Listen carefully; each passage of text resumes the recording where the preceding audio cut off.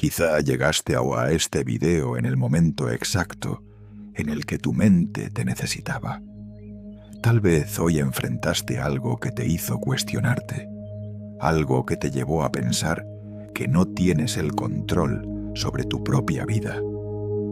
Tal vez sentiste que alguien o algo ajeno a ti determinó tu día, tu paz, tu tranquilidad.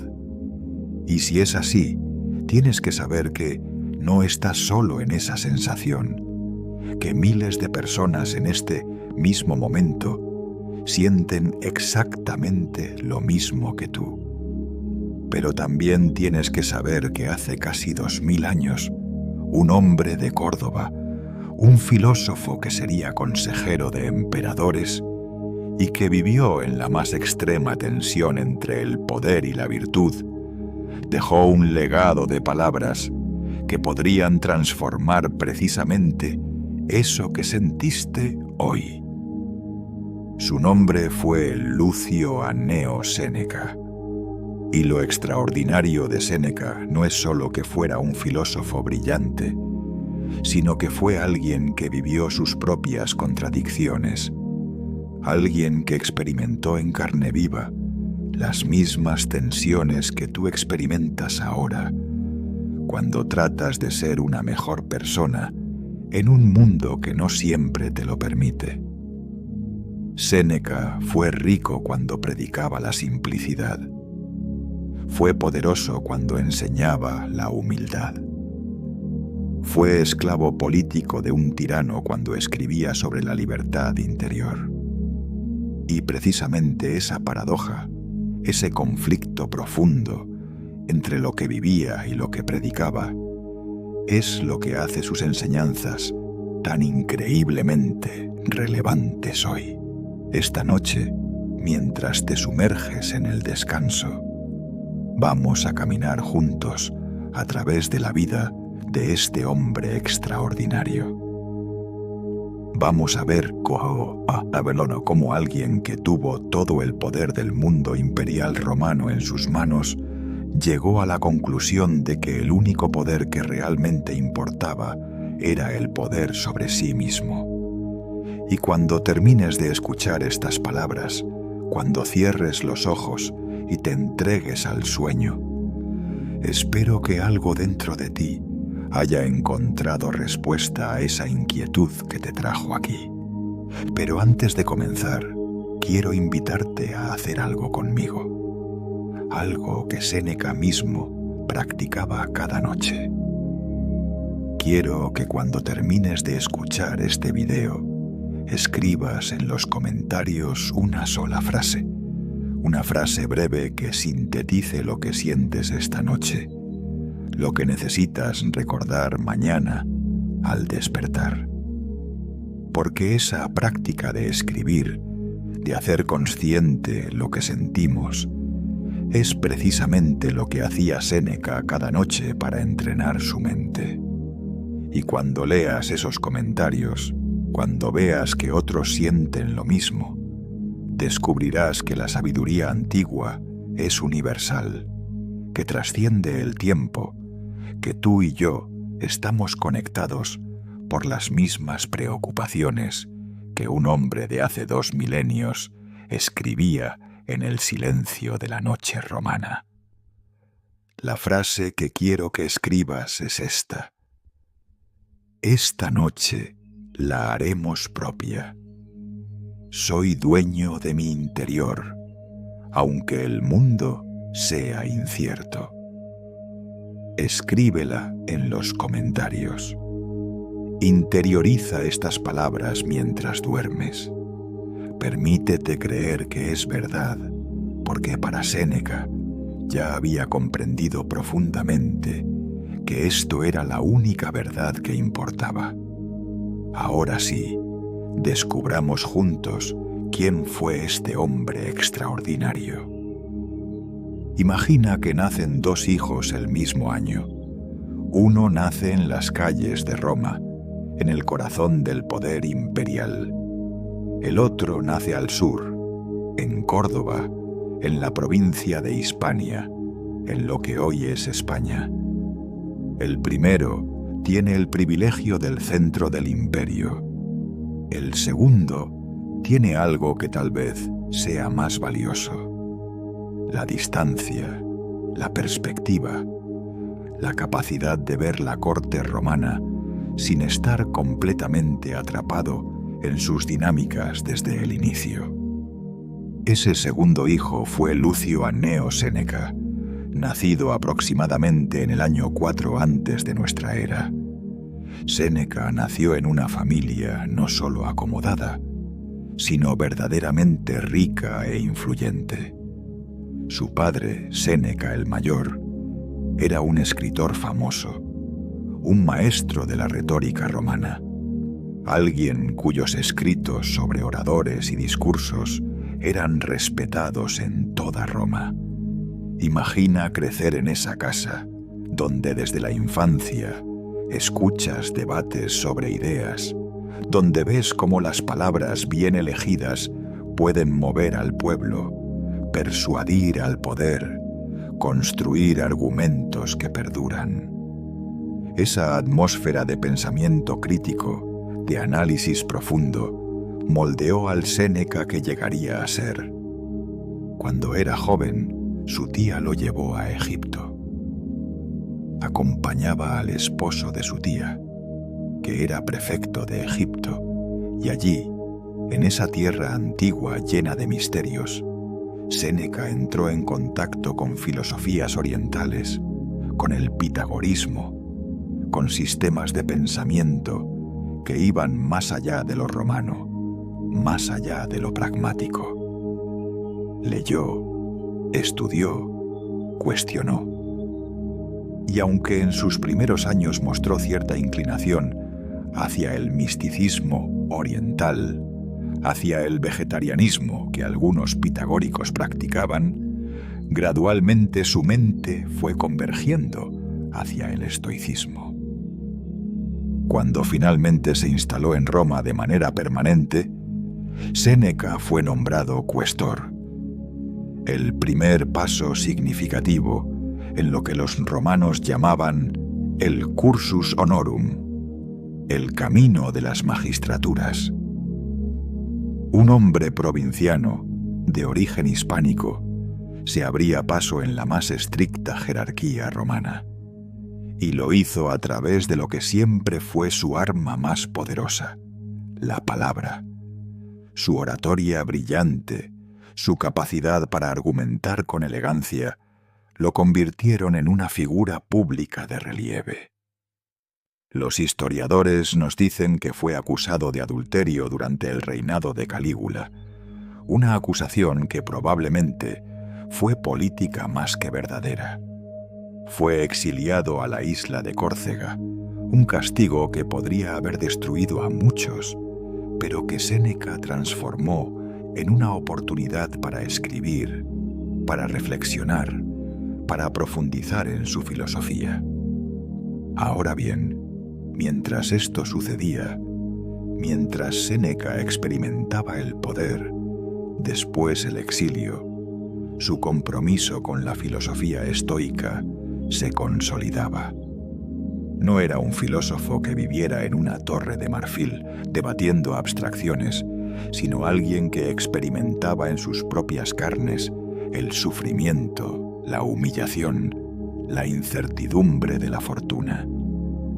Y ese era el terreno de cultivo perfecto para el estoicismo. El estoicismo no nació de mentes cómodas y satisfechas.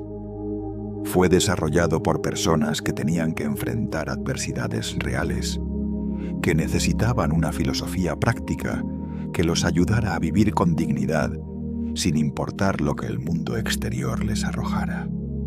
Séneca aprendió del filósofo estoico Atalo, quien se convirtió en su mentor. Atalo le enseñó que la virtud era lo único que realmente importaba, que el dinero, el poder, la salud, todas esas cosas que el mundo valoraba, eran indiferentes si no estaban al servicio de una vida virtuosa. Y Séneca, fascinado por esta enseñanza, comenzó a practicar lo que los estoicos llamaban la pobreza voluntaria, donde periódicamente se sometía a sí mismo a vivir como un pobre, a comer comida simple, a dormir en lechos duros, no por masoquismo, sino para entrenar su mente, para recordarle a su cuerpo y a su espíritu que podía vivir sin lujos, que su verdadera libertad no dependía de posesiones. Pero aquí comienza la paradoja que define la vida de Séneca y que hace sus enseñanzas tan relevantes para nosotros hoy. Porque Séneca no renunció a su riqueza, no se retiró a una choza, continuó siendo un hombre adinerado, poderoso, influyente.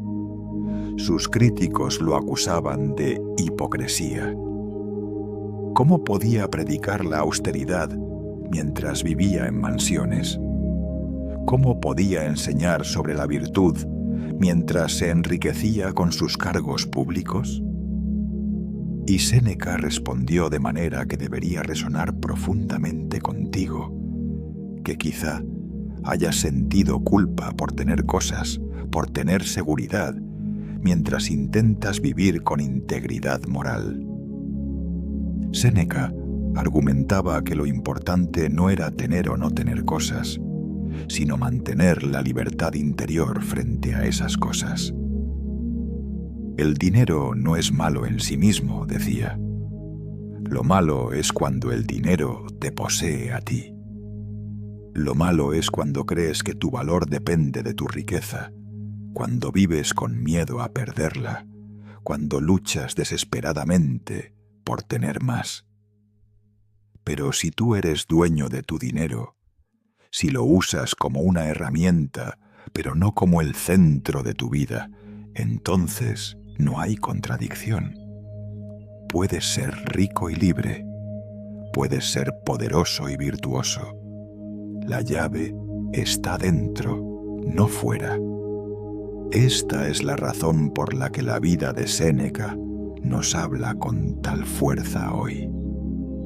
Porque tú no necesitas vivir en un monasterio para ser una mejor persona. No necesitas rechazar todo lo que tienes. Lo que necesitas es cambiar tu relación con ello. Necesitas ser dueño de tus cosas en lugar de ser esclavo de ellas. Y esa transformación es posible ahora, esta noche, mientras reposas. Ahora vamos a entrar en el momento que verdaderamente define la vida de Séneca, el momento que pone su filosofía a prueba de fuego. Es el año 54 después de Cristo. El emperador Claudio ha muerto. Su esposa Agripina, una mujer de poder formidable, había estado tejiendo un plan. Ella quería que su hijo, el joven Nerón, subiera al trono. Para ello, necesitaba asesores, hombres sabios que pudieran guiar al muchacho, que pudieran sembrar los principios correctos en su mente. Joven y moldeable. Agripina recordaba la reputación de Séneca como orador, como filósofo, como un hombre de principios. Y así, Séneca fue elegido para ser el tutor del futuro emperador. Imagina esa situación. Aquí estaba Séneca, que había predicado durante años sobre la importancia de la virtud, sobre la necesidad de mantenerse alejado de los apegos del poder, sobre la importancia de la austeridad y la razón. Y de repente se le presenta la oportunidad de tener un poder incomparable. No el poder directo de ser emperador, pero algo casi tan seductor. El poder de formar la mente del hombre que sería emperador. El poder de potencialmente transformar todo el imperio romano a través de la influencia sobre el joven príncipe. Durante los primeros años del reinado de Nerón, especialmente en lo que los historiadores llaman el Quinquennium Neronis, Los primeros 5 años, Séneca y su colega Burro, prefecto del pretorio, tuvieron una influencia profunda. El imperio fue gobernado con relativa moderación, con clemencia, con algo que se parecía a los principios estoicos.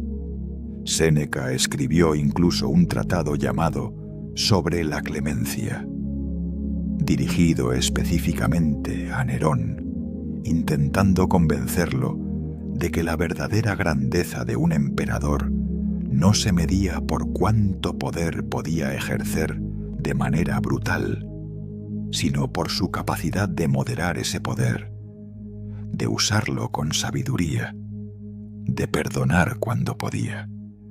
Y Séneca, durante esos años, fue posiblemente la persona más poderosa de Roma después del emperador. Tenía influencia sobre Nerón, que es todo lo que importa cuando gobiernas un imperio. Tenía riqueza, tenía respeto, tenía todo lo que un hombre en el mundo antiguo podría desear. Y sin embargo, algo en esa posición debería haberle perturbado profundamente. Porque para mantener ese poder, Séneca tuvo que hacer algo que chocaba frontalmente con sus enseñanzas. Tuvo que transigir. El primer gran quiebre fue en el año 59. Nerón, quien había comenzado a desconfiar de su madre Agripina, quien veía su poder amenazado por la influencia que ella tenía sobre él, decidió deshacerse de ella. Ordenó su ejecución. Es decir, Nerón ordenó el asesinato de su propia madre. Y Séneca, el filósofo que había escrito sobre la clemencia, que había predicado la virtud, que había intentado modelar a Nerón en la sabiduría, se encontró en una posición imposible. ¿Qué haría? ¿Renunciaría en protesta? ¿Se opondría públicamente? ¿Arriesgaría su vida, su influencia, su posición? Séneca hizo algo que sus críticos nunca le han permitido olvidar. Ayudó a redactar la justificación oficial que sería presentada al Senado. Ayudó a crear la narrativa que haría que el matricidio pareciera una necesidad política, una medida defensiva. No estaba siendo honesto sobre lo que sabía que era un crimen puro. Estaba siendo un consejero político, ayudando a lavar de alguna manera el crimen de su estudiante. Ahora bien, es aquí donde la vida de Séneca se convierte en una lección profundamente humana, mucho más que cualquier tratado teórico. Porque lo que Séneca descubrió, lo que experimentó en carne viva, fue que no puedes mantenerte puro en un mundo impuro sin hacer concesiones. Que no puedes estar cerca del poder sin mancharte de poder. Y durante los años siguientes, Séneca vio cómo Nerón se transformaba gradualmente.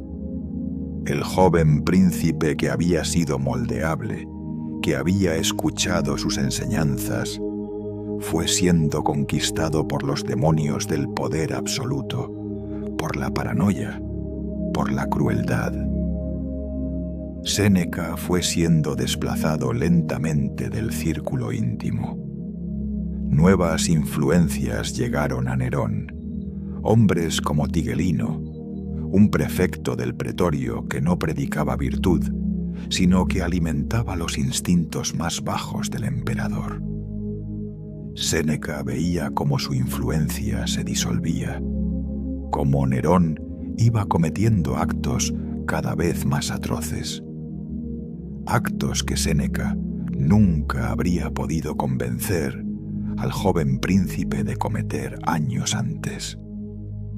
Comenzó entonces a retirarse, fingió enfermedad, se alejó de la corte, pidió permiso para retirarse para dejar el poder, e increíblemente Nerón se lo permitió, al menos por un tiempo. Fue precisamente durante estos años de retiro cuando Séneca escribió sus obras más profundas. Las cartas a Lucilio, sus diálogos filosóficos, sus tratados sobre la vida buena. Y es casi como si en esa retirada, en esa distancia del poder, Séneca hubiera finalmente recuperado su autenticidad. Ya no era un consejero que necesitaba transigir. Ya no era un hombre dividido entre lo que creía y lo que hacía. Podía escribir desde la verdad nuevamente. Podía ser completamente él mismo.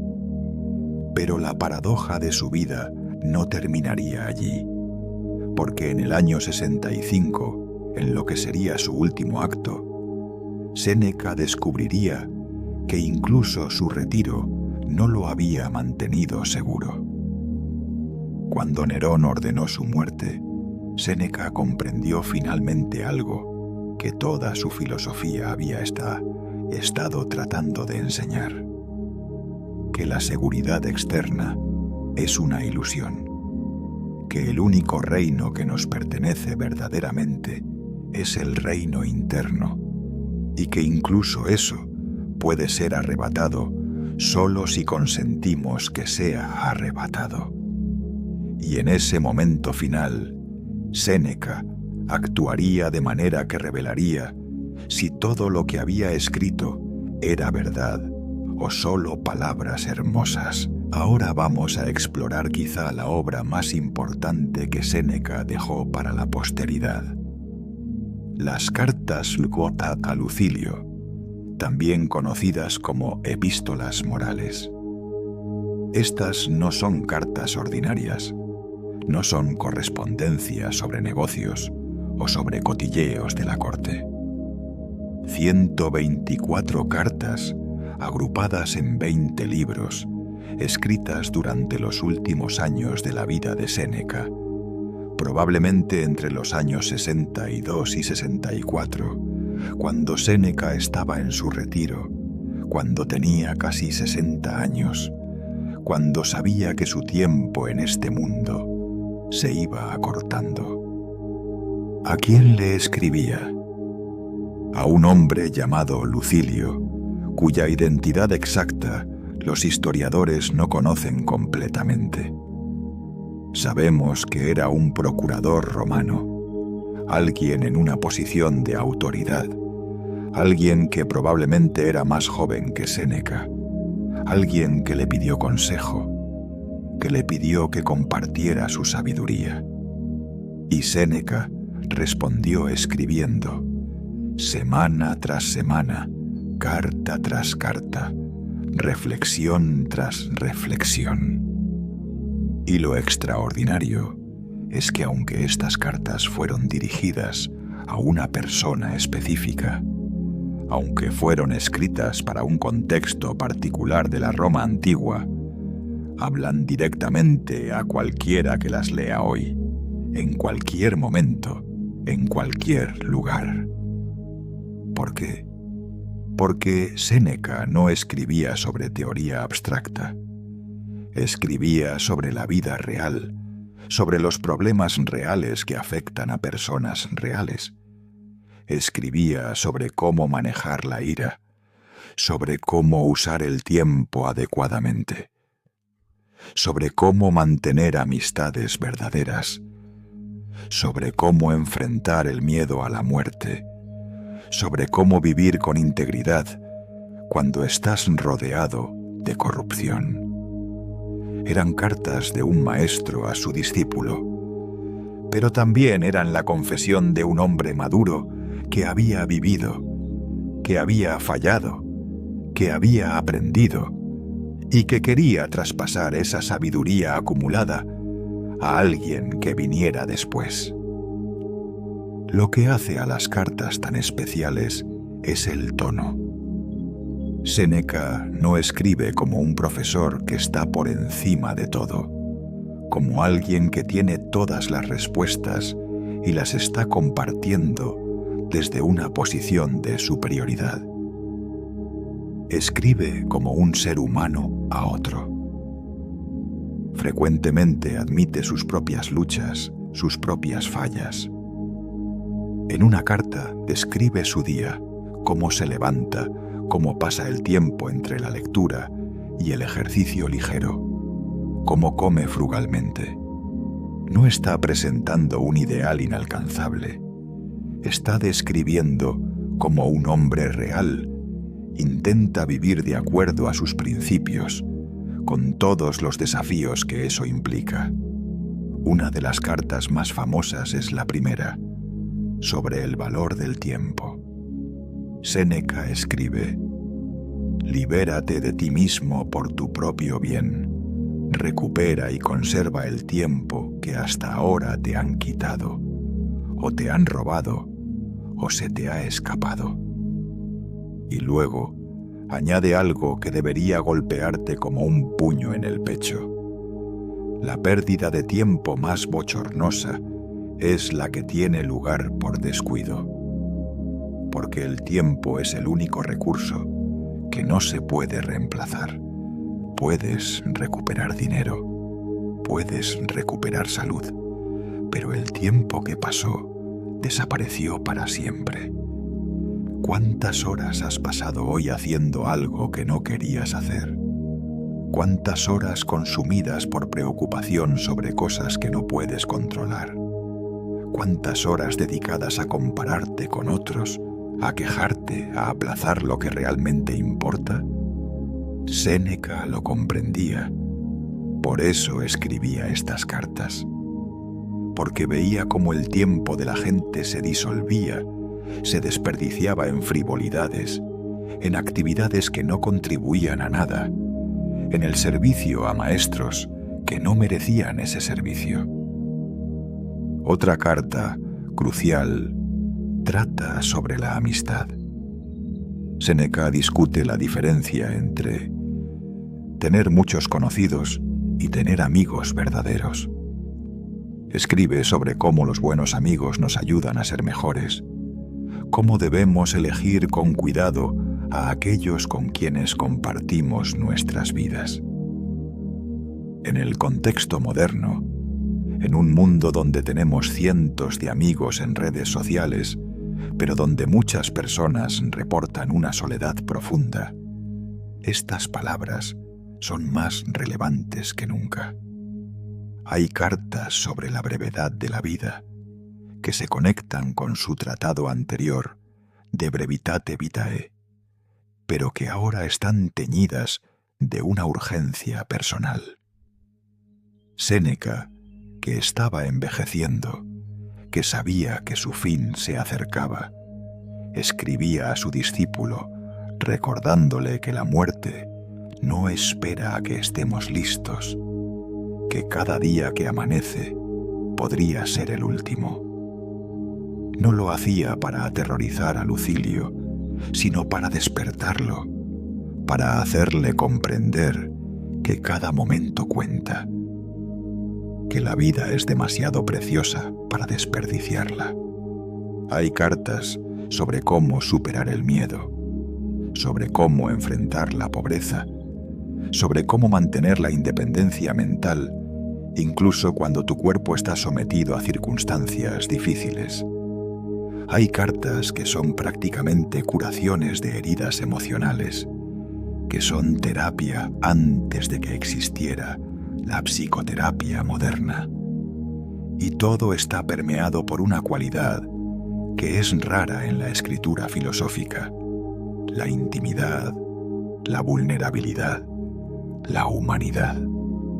Ahora bien, lo crucial es que las cartas no son instrucciones de cómo vivir desde lejos. Son el diario de alguien que está viviendo. Son el documento de un hombre que está escribiendo mientras está experimentando. Y eso las hace vivas. Eso las hace capaces de resonar no solo intelectualmente, sino emocionalmente, visceralmente. Cuando lees una carta de Séneca, no estás leyendo teoría. Estás oyendo la voz de un hombre que ha estado donde tú estás, que ha sentido lo que tú sientes y que ha descubierto cómo transformar eso en algo más grande. Y aquí es donde las cartas se conectan profundamente con nosotros esta noche, mientras te preparas para descansar. Porque Séneca escribía estas cartas en la tranquilidad del atardecer, en momentos de reflexión, cuando el ruido del día había disminuido. Estaba en el mismo tipo de espacio mental que tú estás entrando ahora. Y lo que descubrió fue que es en esos momentos tranquilos, cuando la mente se ralentiza, cuando uno se permite reflexionar profundamente, que los verdaderos cambios ocurren. Las cartas a Lucilio son la prueba de eso. Son el testimonio de que cambiar tu vida, transformar tu relación con el tiempo, con el poder, con tus propias emociones, es posible. No es fácil, pero es posible. Y todo comienza con la disposición de escuchar, de reflexionar, de permitirte cambiar. Imagina que tienes una cantidad fija de monedas en tu bolsillo. Esas monedas son tu riqueza total. ¿Las desperdiciarías? ¿Las perderías en cosas intrascendentes? Number, serías cuidadoso, deliberado, consciente de cada una. Pues bien, el tiempo es exactamente eso. Es la moneda final, la única moneda que no se puede fabricar nuevamente, la única que no se puede reemplazar ni recuperar. Y sin embargo, la mayoría de nosotros la desperdiciamos de una manera tan casual, tan despreocupada, que si habláramos de dinero de esa forma, seríamos considerados locos. Alrededor del año 55 después de Cristo, cuando Séneca tenía aproximadamente 50 años, escribió un tratado llamado De Brevitate Vitae, que en latín significa sobre la brevedad de la vida. Es una obra breve, pero concentrada como una gema de sabiduría, y la premisa central es revolucionaria, incluso hoy. Séneca argumenta que la vida no es inherentemente breve. La vida no es el problema es cómo la vivimos, es cómo desperdiciamos el tiempo que tenemos. Séneca escribía: la vida es larga si se sabe cómo usarla. Pero luego añade una observación que es casi cruel en su precisión. No recibimos una vida corta, nosotros mismos la acortamos. La vida es larga si sabemos aprovecharla, pero la pierden aquellos que no entienden cómo vivirla. ¿Cómo es posible que la vida sea breve? Veamos. Séneca identifica varias categorías de personas que desperdician sus vidas. Primero, están aquellos que viven bajo el poder de otros, que son esclavos, ya sea literalmente como esclavos de otros hombres, o esclavos mentales de sus jefes, sus clientes, sus obligaciones sociales. Estos hombres y mujeres dan sus días a otros. No viven sus propias vidas, viven vidas que otros han decidido para ellos. Luego están aquellos que gastan sus vidas en ambición, en la persecución incesante de estatus social. Séneca describe a los que espían a otros, que se esfuerzan por tener lo que otros tienen, que compiten constantemente, que nunca están satisfechos. El más miserable de todos es el que es atraído hacia la ruina por la esperanza de una herencia, escribe.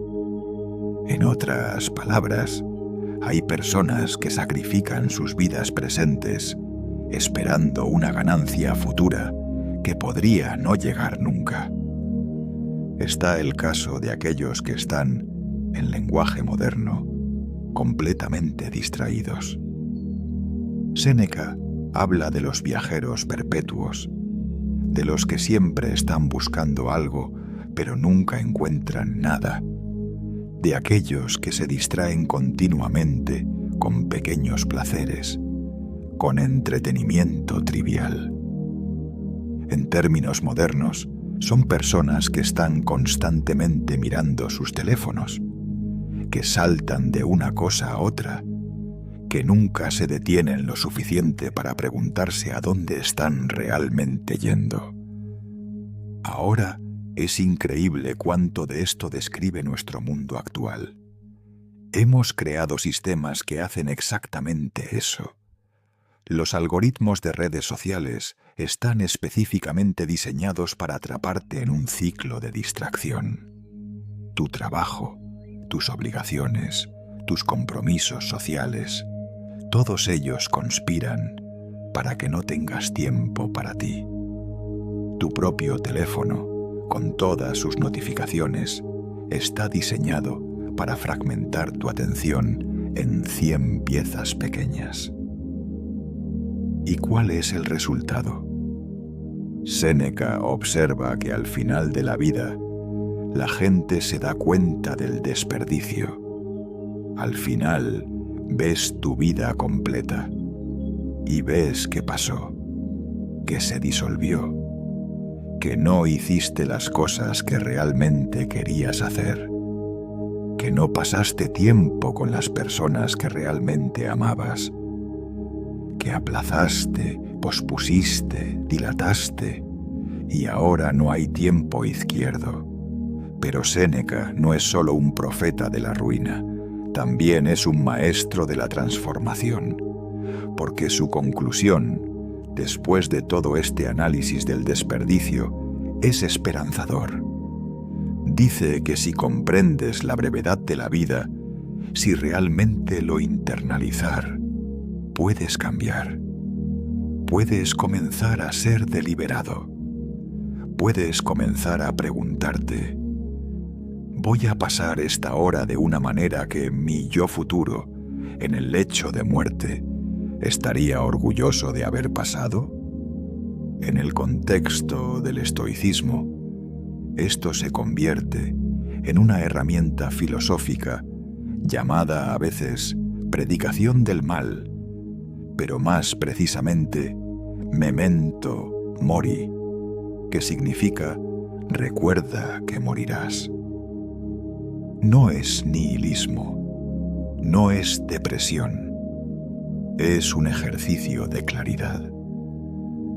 Cuando reconoces que tu tiempo es limitado, que la muerte no es algo que sucede en algún futuro distante, sino que es una parte constante de tu existencia, que cada segundo que pasa es un segundo que nunca volverás a vivir, entonces, extrañamente, descubres claridad, descubres libertad, descubres que muchas de las cosas por las que te preocupas no importan, que el juicio de los otros no define tu valor, que el estatus social es una ilusión que construimos, que la comparación con otros es una pérdida de tiempo, que lo que importa es la virtud, es ser una mejor persona hoy que ayer, es vivir en alineamiento con tus valores, es amar profundamente,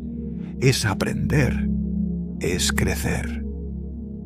Y Séneca, escribiendo en la tranquilidad de su retiro, escribía eso para nosotros, o más específicamente, escribía eso para cualquiera que estuviera dispuesto a escuchar. Porque la pregunta que se hace al final de sobre la brevedad de la vida es esta: ¿es la vida breve? Y la respuesta es: no, no lo es. Pero se hace breve cuando la desperdicias. Se hace breve cuando no la vives completamente. Se hace breve cuando permites que otros decidan cómo usarla. Pero si eres deliberado, si eres consciente, si comprendes el valor del tiempo, entonces incluso una vida que termina podría haber sido infinitamente larga, porque fue completamente vivida. Eso es exactamente lo que necesitas comprender esta noche, antes de dormir. El tiempo que te queda en este día ya se fue, pero el tiempo que te queda en tu vida aún está aquí. Y mañana, cuando despiertes, tendrás la oportunidad de vivirlo completamente. No desperdiciarlo, de ser deliberado, de actuar como si supiera que ese día podría ser el último. No con desesperación, sino con claridad, con propósito, con amor. Eso es lo que Séneca te está recordando. Hay una práctica que Séneca describe en sus cartas que probablemente te perturbará al principio, pero que si la comprendes profundamente, se convierte en una de sus enseñanzas más liberadoras. Séneca, que era un hombre extraordinariamente rico, que vivía en mansiones, que tenía esclavos, que tenía acceso a todos los lujos imaginables del Imperio Romano, periódicamente se sometía a sí mismo a vivir como un pobre. Describe haber pasado tiempo comiendo pan negro, bebiendo agua, usando ropas ásperas, durmiendo en una cama dura, no por penitencia, no por autocastigo, sino como un ejercicio, como un entrenamiento mental. Séneca escribe: es precisamente en las cosas de las que te has privado a ti mismo que debes poner a prueba tu alma. ¿Cuál es el propósito de esto? Séneca lo explica. El propósito es demostrar a tu mente que puedes vivir sin cosas, que tu comodidad no depende de tener cosas, que tu valor no se reduce si pierdes cosas. Hay una libertad extraordinaria en saber que podrías perderlo todo y seguir siendo tú, que podrías perderlo todo y seguir siendo capaz de actuar con virtud, con integridad, con dignidad. Esto chocaba con los críticos de Séneca, incluso en su propia época. ¿Cómo podía predicar la austeridad mientras poseía villas lujosas? ¿Cómo podía hablar sobre el rechazo del dinero mientras poseía una fortuna considerable? Y la respuesta de Séneca fue tan elemental como revolucionaria. Dijo, en esencia, no se trata de tener o no tener, se trata de cómo relacionarte con ello. Un rico que posee cosas, pero que está psicológicamente libre, que no depende de ellas, que estaría perfectamente bien sin ellas, es más sabio que un pobre que está obsesionado con las cosas que tiene, que vive en miedo de perderlas, que ve su valor en sus posesiones. El dinero no es el problema. La adicción al dinero es el problema. Las posesiones no son el problema. La esclavitud a las posesiones es el problema. Séneca desarrolla una psicología de los deseos que es absolutamente moderna, absolutamente relevante, aunque fue escrita hace 2000 años. Distingue entre deseos naturales y deseos no naturales. Los deseos naturales son finitos. Tienes hambre, comes y el hambre se va. Tienes sed, bebes y la sed se va. Estos son deseos que tienen un límite natural, que pueden ser satisfechos. Pero luego están los deseos no naturales, los deseos que crea la sociedad, los deseos que la propaganda, el marketing, la comparación social plantan en tu mente. El deseo de tener un coche más lujoso que el de tu vecino. El deseo de una casa más grande que la de tus amigos. El deseo de ropa de diseñador, de tecnología última, de tener siempre más. Estos deseos son infinitos, porque cada vez que satisfaces uno, la mente inventa otro. El techo nunca se alcanza. La satisfacción nunca es completa. Y aquí es donde el pensamiento de Séneca se vuelve revolucionario, porque reconoce que estos deseos infinitos son plantas en nuestras mentes. Son transmitidas por la cultura, por el sistema, por otros. Y si son plantadas, pueden ser arrancadas. Si son aprendidas, pueden ser desaprendidas. Si son creadas, pueden ser descreadas. La solución de Séneca es la que practicaba. Entrenar tu mente a través de la privación voluntaria, a través de decir no a deseos innecesarios, a través de vivir periódicamente de una manera más simple, para que cuando inevitablemente tengas que enfrentar la privación, por razones ajenas a ti, por fuerzas externas, no sea un trauma. Ya habrás entrenado tu mente. Ya sabrás que eres más grande que eso. Esto es particularmente importante para nosotros hoy, porque vivimos en una sociedad que está específicamente diseñada para generar deseos. Cada publicidad que ves, cada influenciador que sigues, cada algoritmo que te muestra lo que tienes que tener, está trabajando para crear esos deseos no naturales, para convencerte de que no eres lo suficientemente bueno tal como eres, de que necesitas comprar algo para ser completo. Y la respuesta de Séneca es simple. No, tú eres completo ahora. Tu virtud es completa. Tu capacidad de vivir bien es completa. Lo que es opcional es lo material. Y si aprendes a desear menos, si aprendes a encontrar alegría en lo simple, en lo esencial, entonces has ganado algo que ninguna cantidad de dinero puede comprar: la libertad interior.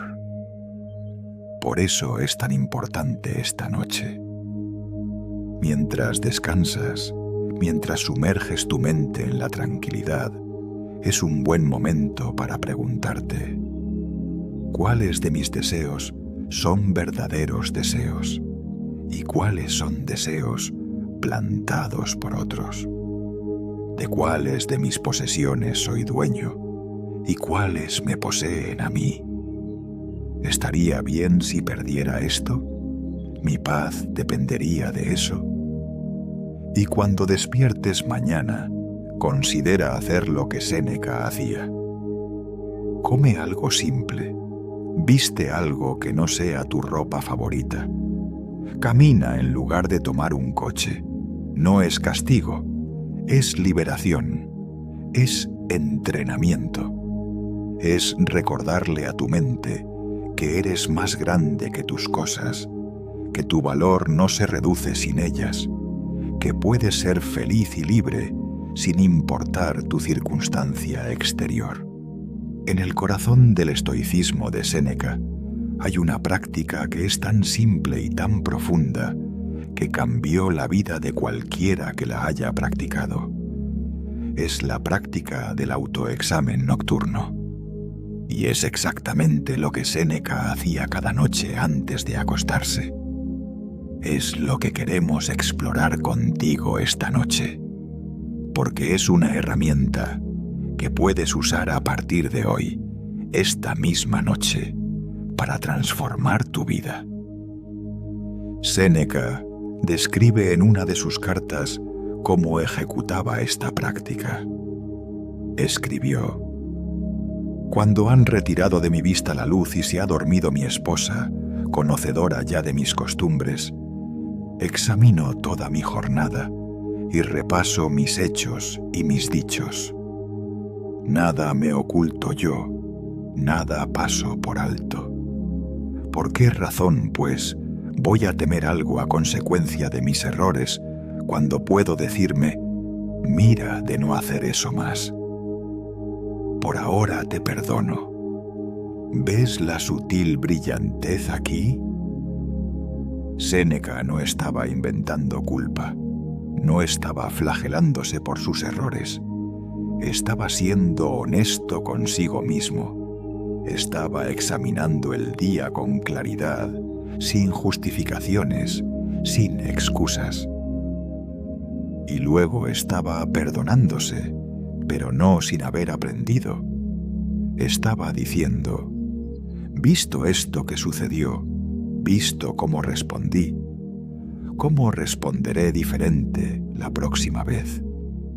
¿Por qué es esto tan importante? Porque la mayoría de nosotros vivimos en reacción. Sucede algo, reaccionamos emocionalmente y luego seguimos adelante sin reflexión. Al día siguiente o a la semana siguiente enfrentamos una situación similar y reaccionamos de la misma forma porque no hemos examinado la reacción anterior. Es un ciclo repetido. Pero si cada noche te tomas unos momentos para examinar tu día, puedes romper ese ciclo. Puedes comenzar a ser consciente. Puedes comenzar a notar patrones. Puedes comenzar a elegir diferente. La próxima vez que sientas esa emoción, esa reacción automática, tendrás un momento de conciencia, un pequeño espacio de libertad, donde puedas elegir responder de manera diferente. Entonces, ¿cómo practicas esto? Séneca no dejó instrucciones específicas, pero podemos inferir de sus escritos cómo lo hacía. Primero se retiraba a un espacio tranquilo. En su caso, en la oscuridad, cuando su casa había quedado tranquila, cuando no había distracciones. Hoy, eso podría significar apagar tu teléfono, cerrar tu puerta, crear un espacio donde no seas interrumpido. Luego, revisa tu día, no mecánicamente, sino con atención. ¿Qué sucedió hoy? ¿Con quién interactuaste? ¿Cuáles fueron los momentos que pusieron a prueba tu paciencia? ¿Hubo momentos donde actuaste con virtud? ¿Donde hiciste algo de lo que estás orgulloso? Porque Séneca también valoraba reconocer el bien que hizo, no solo los errores. Luego, haz 3 preguntas fundamentales. Primera, ¿qué hice mal hoy? Sé específico. No fui impaciente. Piensa en el momento. Alguien dijo algo y respondiste con irritación. Alguien pidió ayuda y la rechazaste. Tuviste la oportunidad de ser honesto y mentiste. Identifica el acto específico. Segunda pregunta. ¿Por qué lo hice? Aquí busca la motivación subyacente. ¿Estabas asustado? ¿Estabas buscando validación? ¿Estabas intentando demostrar tu superioridad? Las motivaciones rara vez son simples, pero si excavas un poco, usualmente descubres algo. Y descubrir la motivación es el primer paso para cambiarla. Tercera pregunta. ¿Cómo podría haber actuado diferente? Esto es crucial.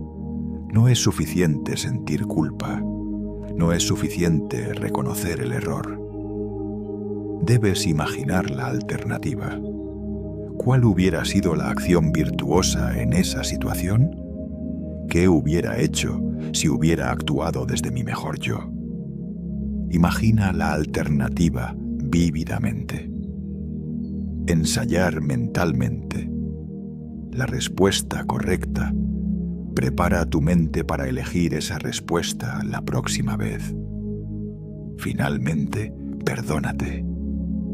Séneca lo escribió explícitamente. Por ahora te perdono.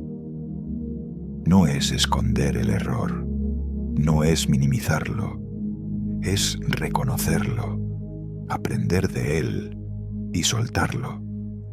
Porque si cargas el error contigo a la cama, si lo llevas contigo al sueño, estás entrenando tu mente a creer que eres definido por tu error.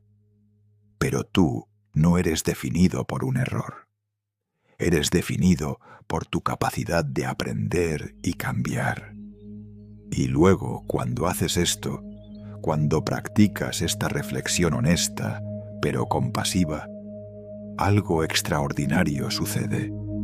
Tu sueño mejora. Descubrirás que duermen más profundamente, porque tu mente no está procesando culpa reprimida, no está rumiando, no está intentando resolver inconsistencias entre lo que crees que eres y lo que hiciste hoy.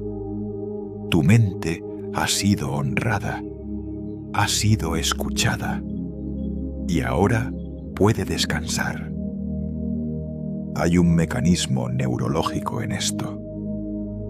Los neurocientíficos han descubierto que la práctica de revisar el día, de procesar conscientemente lo que sucedió, activa la corteza prefrontal del cerebro, la parte responsable del razonamiento y la regulación emocional. Y cuando activas esa parte de tu cerebro justo antes de dormir, le estás indicando a tu cuerpo que es seguro descansar, que los problemas han sido procesados, que la mente está lista para soltar.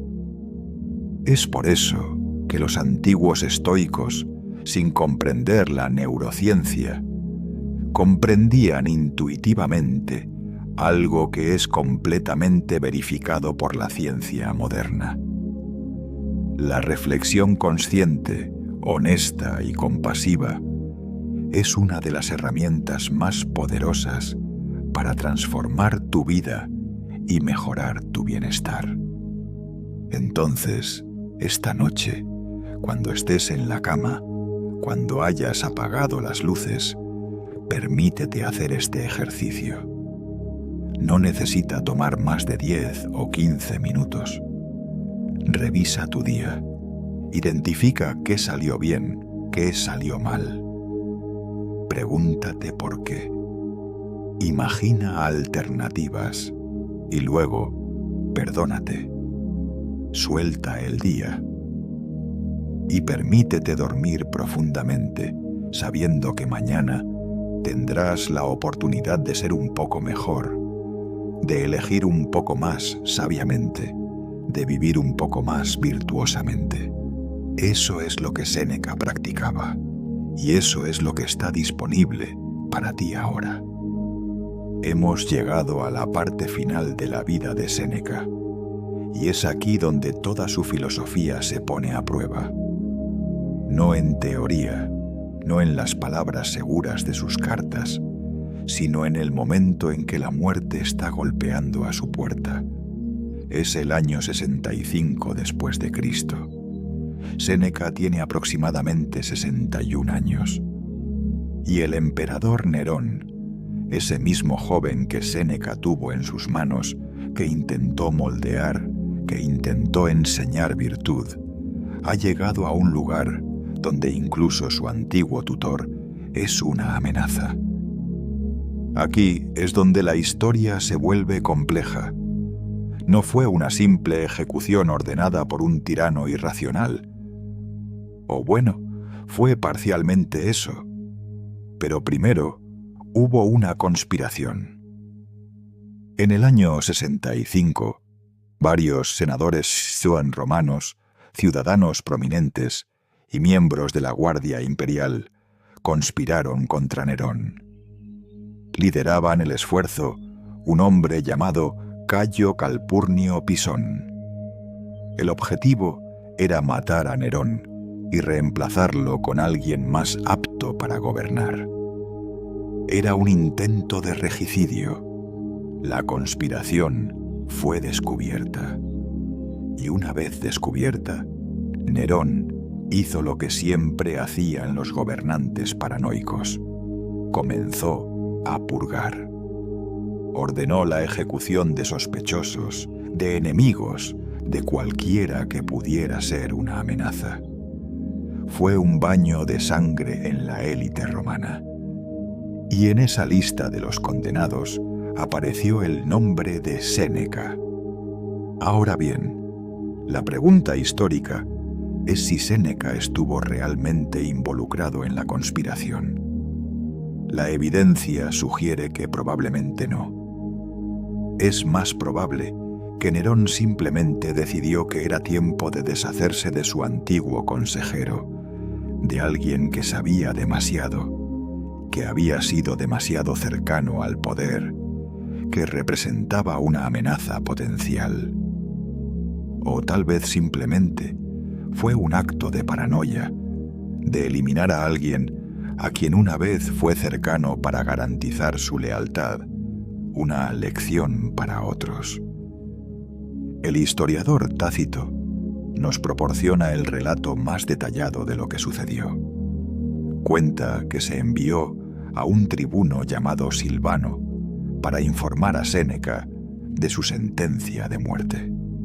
Pero Silvano era el mismo tribuno que estaba entre los conspirados contra Nerón, y que en gran medida fue Séneca quien lo inspiró a través de sus enseñanzas.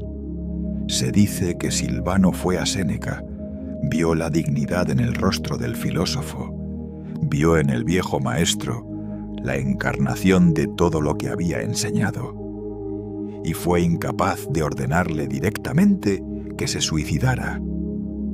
En su lugar, envió a otro tribuno con la orden. Y es aquí donde la vida de Séneca toma su verdadero significado.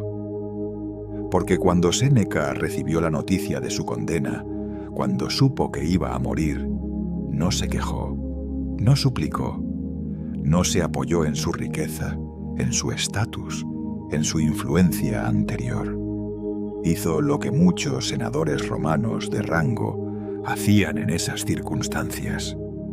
En lugar de esperar a que llegaran los soldados para ejecutarlo brutalmente, decidió tomar el control de su propia muerte. Decidió suicidarse. Pero no lo hizo de manera apresurada o desesperada. Llamó a sus amigos y familiares, se sentó con ellos, y en lugar de lamentarse, de maldecir su destino, de expresar desesperación, Séneca usó ese momento final para enseñar.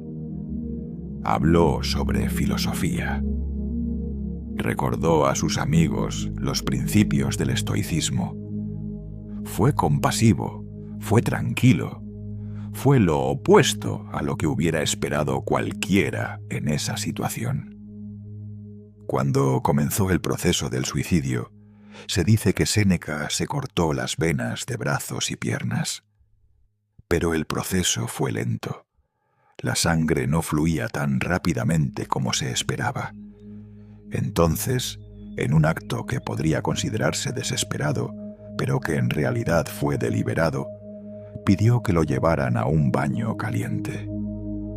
El vapor, combinado con la pérdida de sangre, completaría el proceso. También pidió cicuta, el mismo veneno que Sócrates había bebido siglos atrás en Atenas. ¿Por qué hago énfasis en estos detalles desagradables? Porque es fácil hablar de filosofía cuando todo va bien. Es fácil ser virtuoso cuando tienes seguridad, cuando tienes poder, cuando tienes opciones. Pero la verdadera prueba es cuando todo se quita, cuando la muerte está a la puerta, cuando el mundo entero se vuelve contra ti. ¿Es entonces cuando el filósofo se desmorona? ¿Es entonces cuando la teoría se desmorona? No en el caso de Séneca, porque todo lo que había escrito, todo lo que había enseñado, fue puesto en práctica en ese momento final. Actuó exactamente como había dicho que actuaría un sabio estoico, con dignidad, con aceptación, sin resentimiento, sin miedo. Porque, como había escrito repetidamente, la muerte no es un mal, es una parte del orden natural. Y si vives bien, entonces puedes morir bien.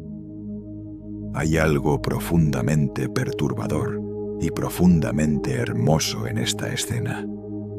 Perturbador porque es la escena de una muerte violenta, porque es el resultado de la política romana despiadada, porque representa el límite de cuánto la filosofía puede protegerte del poder arbitrario. Pero hermoso, porque en medio de eso, en medio de la muerte, Séneca mantuvo su humanidad, su compasión, su dignidad. No permitió que su circunstancia externa lo definiera internamente. Y aquí es donde su muerte se convierte en una lección para nosotros que estamos vivos.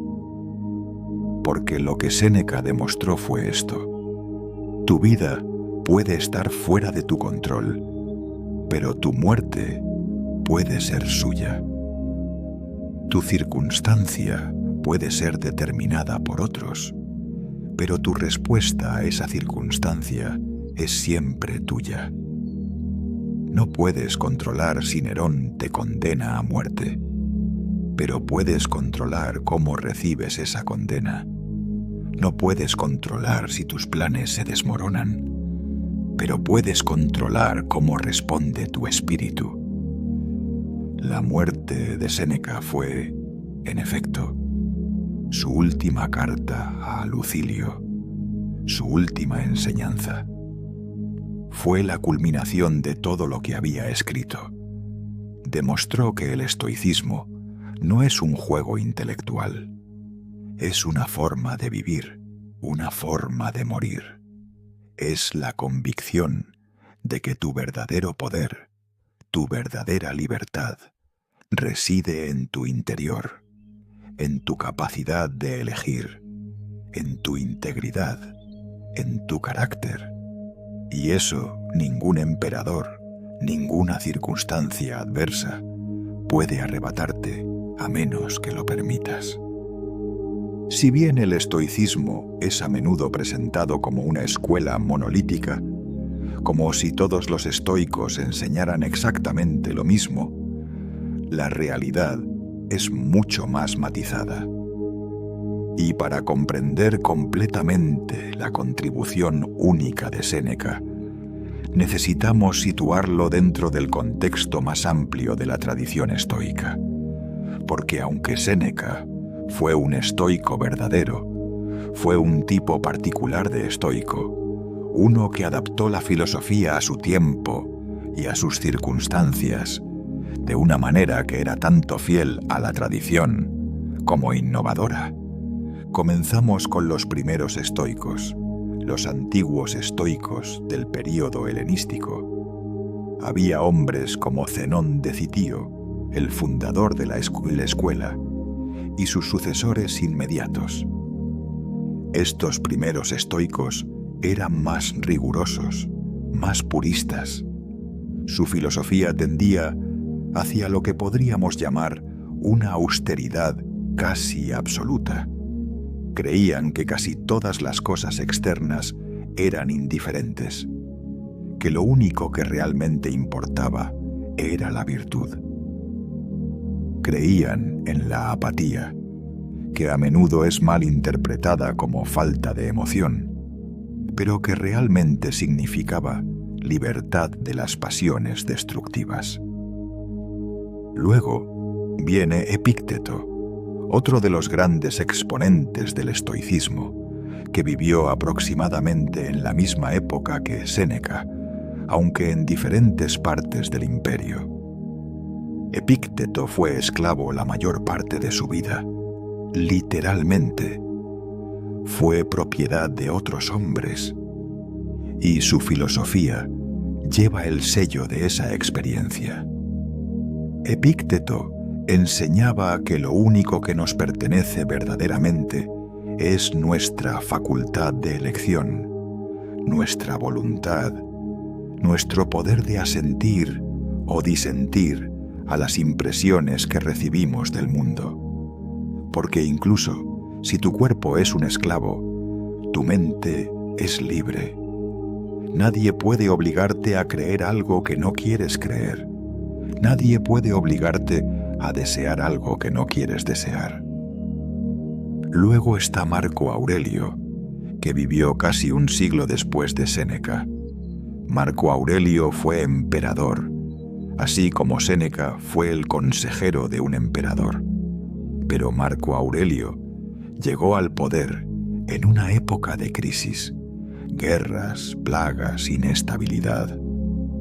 Sus Meditaciones, que era su diario personal que nunca fue escrito para publicación, es el registro de cómo un hombre en el apogeo del poder mantiene su equilibrio espiritual, cómo practica la filosofía estoica incluso en la corte imperial. Hay una cualidad introspectiva en Marco Aurelio, una soledad que es diferente de Séneca. ¿Dónde encaja Séneca en todo esto? Bueno, Séneca es lo que se podría llamar la versión helenística tardía o nueva del estoicismo, porque aunque fue un estoico verdadero, incorporó ideas de otras escuelas filosóficas, particularmente del epicureísmo. Especialmente, aprendió del filósofo griego Epicuro una comprensión más sofisticada de los deseos. No hablamos de Epicuro aquí como significando indulgencia sin límites, porque ese es un malentendido popular. Epicuro fue en realidad bastante austero, pero enseñó sobre la importancia de comprender qué deseos traen verdadera felicidad y cuáles traen más problemas. Séneca tomó esta intuición epicúrea y la combinó con el estoicismo. El resultado fue lo que algunos llaman estoicismo nuevo, que es más pragmático, más flexible, más atento a los detalles de cómo un ser humano real, viviendo en un mundo real, puede practicar la virtud. Séneca no insistía en que abandones toda riqueza. Insistía en que no seas esclavizado por ella. No insistía en que elimines todas las emociones. Insistía en que no permitamos que las emociones nos gobiernen. Otra diferencia es el estilo. Mientras que los estoicos antiguos tendían a escribir de manera sistemática, presentando la filosofía como un cuerpo coherente de dogma, Séneca escribía de manera personal, íntima, a menudo narrativa. Sus cartas a Lucilio, sus tratados morales, tienen un tono de conversación, de confidente a confidente. Es como si estuviera pensando en voz alta contigo, compartiendo su lucha, no presentándose como un sabio perfecto que tiene todas las respuestas. Hay también una diferencia en su relación con la política y el poder. Epícteto, habiendo sido esclavo, tenía una relación relativamente distante del poder político.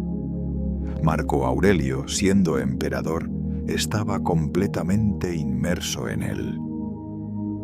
Séneca, siendo un consejero político, tuvo una relación ambivalente con el poder.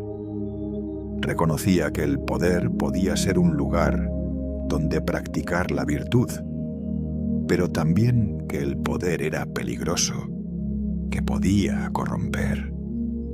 Su participación en la corte de Nerón fue tanto una fuente de sus mejores enseñanzas como su mayor dilema ético. Finalmente, hay una diferencia en la psicología subyacente.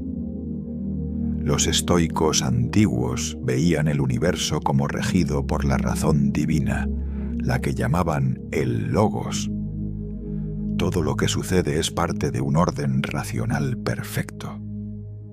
Todo lo que sucede es lo que debería suceder. Epícteto mantiene esto, pero lo aplica de manera muy personal. Lo que sucede es lo que tienes que trabajar. Marco Aurelio también mantiene esto, con una sensación de sumisión completa al orden universal.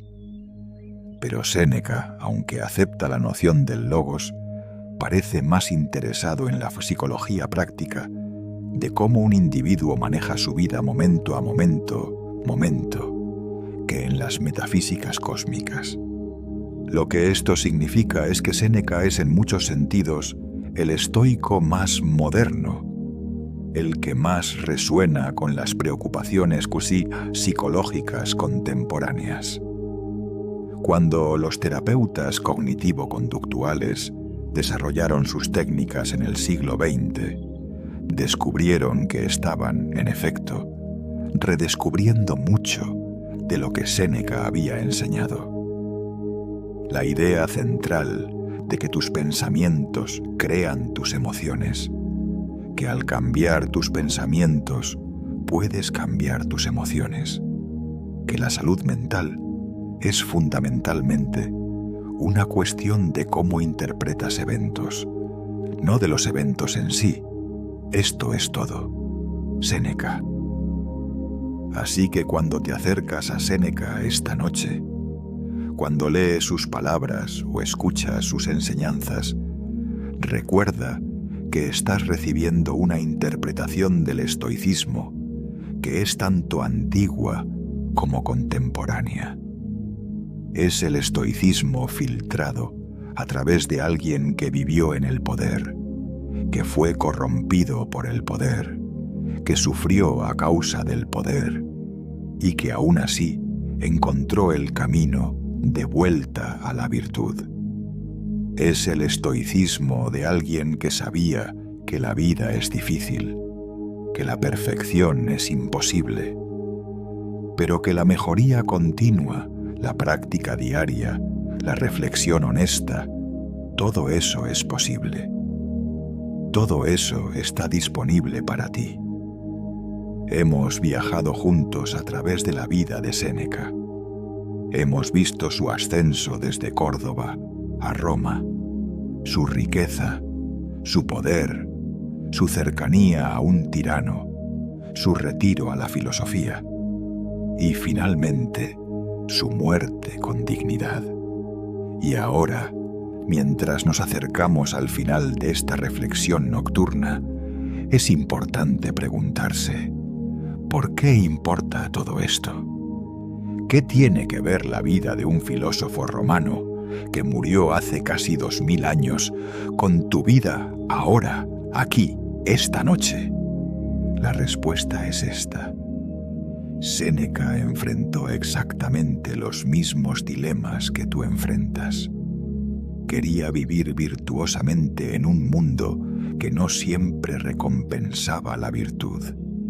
Quería ser una persona de integridad, mientras estaba atrapado en sistemas de poder y corrupción. Quería encontrar paz, mientras el mundo exterior estaba en caos. Quería usar su tiempo sabiamente, mientras estaba constantemente distraído. Quería estar en paz consigo mismo mientras cargaba culpa por sus compromisos pasados. Y en esos conflictos, en esa búsqueda, Séneca encontró algo que trasciende el tiempo, la comprensión de que tu paz real, tu verdadera libertad, reside en tu interior. Esto es lo que hace al estoicismo tan pertinente hoy, en una época donde estamos más distraídos que nunca, donde somos comparados constantemente con otros, donde los algoritmos conspiran para mantenernos ansiosos, donde el sentido de control sobre nuestras vidas ha disminuido drásticamente. En medio de todo eso, el estoicismo de Séneca ofrece algo radical, el reconocimiento de que hay un espacio en ti que no puede ser tocado por nada externo, a menos que lo permitas. Hay un espacio dentro de ti donde tu libertad es absoluta. Piensa en todas las cosas que sucedieron a Séneca que estaban completamente fuera de su control. El exilio a Córcega, la orden de suicidarse, la erosión de su influencia sobre Nerón, la conspiración política que lo arrastró a la muerte. Nada de eso estaba en su control. Pero lo que estaba en su control, absolutamente en su control, era cómo respondería a todas esas cosas. Y eso es lo que lo hizo libre. No la ausencia de adversidad, sino su respuesta a la adversidad. Y aquí es donde sus técnicas se vuelven tan prácticas. El examen nocturno que describió, que practicaba cada noche, las cartas a Lucilio, que documentaban cómo vivir conscientemente, la práctica de la pobreza voluntaria, que entrenaba su mente a no ser dominada por las cosas. Todas estas son herramientas que puedes usar ahora. No necesitas esperar, no necesitas permiso, no necesitas ser un filósofo, solo necesitas estar dispuesto a ser honesto contigo mismo, dispuesto a reflexionar, dispuesto a cambiar. Hay algo particularmente poderoso en aplicar estas enseñanzas justo antes de dormir, en este momento en el que tu mente se ralentiza, en el que las defensas que mantuviste todo el día comienzan a soltarse. Es en este momento que puedes realmente escuchar. Es en este momento que la sabiduría puede penetrar. Es en este momento que puedes hacer la pregunta más importante: ¿quién quiero ser? Y cuando esa pregunta se posa en tu mente justo antes de dormir, mientras tu inconsciente comienza su trabajo durante la noche, la respuesta viene de un lugar más profundo que el pensamiento racional consciente. Séneca comprendía esto. Por eso practicaba su examen nocturno. Por eso recomendaba la reflexión al anochecer. Porque sabía que había algo especial en ese tiempo, algo sagrado, donde el cambio real podía ocurrir. Y ese cambio no es un cambio intelectual, es un cambio del alma, es un cambio en cómo ves, cómo valoras, cómo vives. Así que esta noche, cuando descanses, cuando permitas que tus ojos se cierren, cuando tu cuerpo finalmente se relaje, permítete integrar lo que has escuchado. Permítete creer, aunque sea brevemente, que eres más capaz de lo que crees, que tu paz es posible incluso en medio del caos, que tu libertad es más real que las cadenas que parece que te rodean, que puedes vivir virtuosamente sin ser perfecto, que puedes ser una mejor persona mañana que hoy, no porque seas deficiente hoy, sino porque siempre hay espacio para crecer. Que el legado de Séneca sea este: que un hombre que vivió hace casi 2000 años, que fue consejero de emperadores, que tuvo todo lo que el mundo podría ofrecer, que experimentó poder y exilio y presión, y finalmente la muerte, llegó a la conclusión que todo se reduce a una sola cosa. Y esa cosa es tu libertad interior, tu capacidad de elegir, tu voluntad de ser virtuoso. Y eso no puede serte quitado, a menos que lo permitas. Mientras llegamos al final de esta reflexión nocturna, quiero que hagas una cosa conmigo. Quiero que durante los próximos momentos, mientras tu mente está abierta y receptiva, antes de que caigas en el sueño, quiero que practiques algo que Séneca practicaba. Quiero que hagas el examen nocturno que hemos discutido. Recorre mentalmente tu día. No con culpa, con claridad. ¿Qué pasó?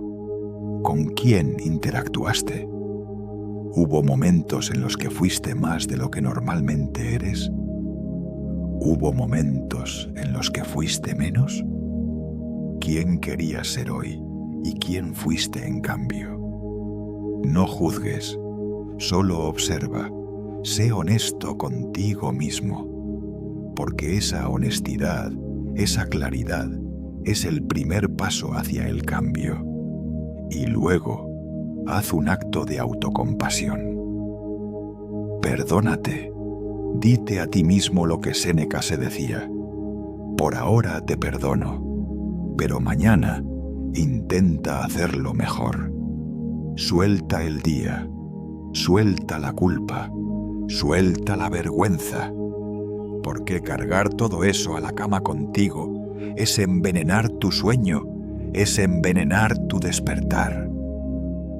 Ahora, mientras cierras los ojos, mientras sientes el peso de tu cuerpo en la cama, mientras tu respiración se ralentiza, quiero que repitas conmigo estas palabras, no como un dogma, como una verdad que estás descubriendo. Yo soy dueño de mi interior, aunque el mundo sea incierto. Mi paz es interna, no externa. Mi libertad es real, no es ilusión. Puedo elegir mi respuesta, incluso cuando no puedo elegir mi circunstancia. Y eso es suficiente. Eso es todo lo que necesito. Eso es todo lo que he necesitado siempre. Respira esas palabras. Siéntelas resonar en tu pecho. Permítele a tu mente que se asiente en la verdad de ellas. Y luego, suelta. Suelta el día. Suelta la preocupación. Suelta la necesidad de tener todo resuelto, todo correcto, todo bajo control. Porque el control es una ilusión. Pero tu paz, tu libertad interior, eso es real. Y está disponible para ti en este momento. Cuando despiertes mañana, cuando regreses a tu vida, a tus responsabilidades, a los desafíos que enfrentarás, lleva contigo esto que has aprendido esta noche. Que Séneca, un hombre que vivió hace casi 2000 años, ha dejado un camino hacia la libertad, hacia la paz, hacia la virtud. No es un camino fácil, pero es un camino que está disponible para ti. Y cada decisión que hagas, cada momento en el que elijas responder, en lugar de reaccionar, cada acto de conciencia y compasión, te acerca un poco más a ese camino. Duérmete bien. Duérmete sabiendo que no estás solo en tu lucha, que miles, millones de personas a través de los siglos han enfrentado exactamente lo que tú enfrentas. y que hay sabiduría disponible para ti. Hay herramientas disponibles para ti y hay esperanza. Siempre hay esperanza. Si este video te ha tocado, si has sentido que algo aquí resonaba contigo, si crees que las palabras de Séneca podrían transformar tu vida como han transformado la de otros, te pido que hagas algo. Te pido que le des like a este video, que te suscribas al canal, que dejes un comentario, la frase que te llevabas contigo, la frase que escribiste, la afirmación que será tu brújula mañana. Porque cuando haces eso, cuando interactúas, cuando compartes, no solo estás validando el contenido, estás siendo parte de una comunidad. Estás diciendo que esto importa, que la filosofía importa, que la búsqueda de la verdad importa, que la transformación personal importa. Y eso es profundamente poderoso. Gracias por haber caminado conmigo a través de la vida de Séneca. Gracias por haber permitido que sus palabras tocaran tu corazón. Y gracias por estar dispuesto a vivir de una manera más consciente, más virtuosa, más libre.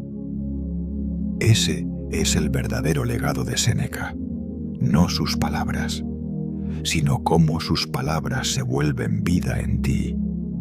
Que descanses bien, que sueñes con posibilidades y que cuando despiertes traigas esa paz contigo, que la lleves a través de tu día, que la compartas con otros, que permitas que sea el faro que te guía cuando el camino se oscurece. La vida es breve, pero si es vivida correctamente, si es vivida con conciencia, con compasión, con virtud, entonces es infinitamente valiosa. Y tú, exactamente como eres, tienes el poder de vivirla de esa forma. Comenzando ahora, comenzando esta noche, comenzando con cada aliento que tomas.